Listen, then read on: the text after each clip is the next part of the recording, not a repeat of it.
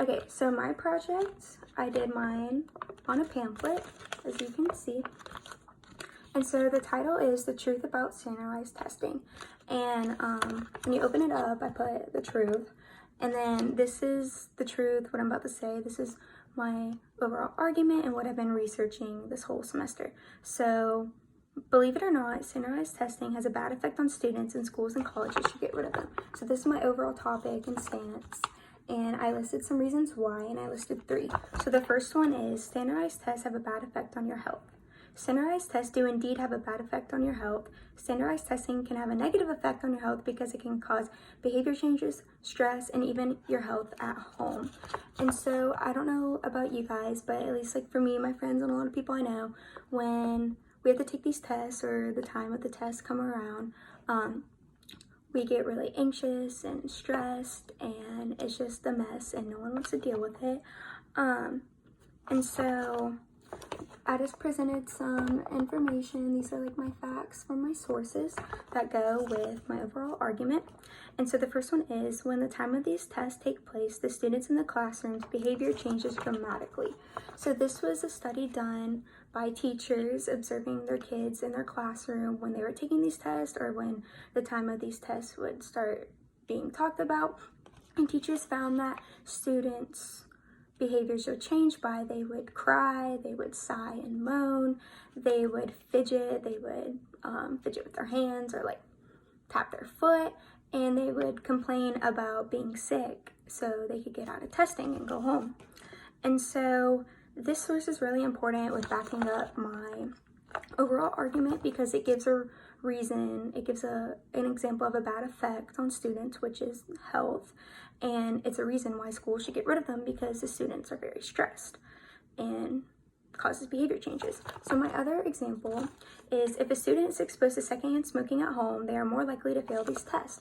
So a study was done that students who are around parents or whoever at home who smoke, and they go back to school and take these tests, they are more likely to fail than if they weren't exposed to secondhand smoke. And so again, this example goes with my overall argument, because it is an example of a bad effect on students, and it's a reason why colleges should get rid of them, because the students are more likely to fail. And so my second reason is, standardized tests are time consuming. So standardized tests can for sure be very time consuming. These tests are so time consuming that they take up students' social and personal lives. All the time spent into these tests makes students' lives hard. So I know, like, when everyone takes these, they take a really long time and no one wants to take them. It's a mess. And so I provided 2 sources, examples. And so my first one is, some states do want a time limit on these tests, because it takes time away from teaching and causes more stress for students. So some states in the US, some wanted a time limit, some did not, but most do want a time limit, because these tests take so long anyway. They need a time limit so they have time for teaching, and students wouldn't be as stressed, because if there's no time limit, then students could spend like 30 minutes on one problem, and that just causes stress and anxiety for the students and teachers, and it's a reason why schools should get rid of them. And so my other example is, lots of students can't do extracurricular activities and are forced to quit these activities because they need to prepare for tests. So I know, like, for me and other people, that when these tests come around, they're very time consuming because you have to prepare for them and do very well. And so you're kind of forced to stop doing some activities that you like to do, which really stinks. And that goes with, again, my argument, because it's a bad effect, because it's affecting students, even their mental health and their social life. And my third reason is, standardized tests are not an accurate measure of intelligence. Standardized tests aren't an accurate measure of intelligence because some people might not be good at taking tests, but obviously they are capable and they are smart. And I didn't find any good data saying that these tests do measure intelligence accurately.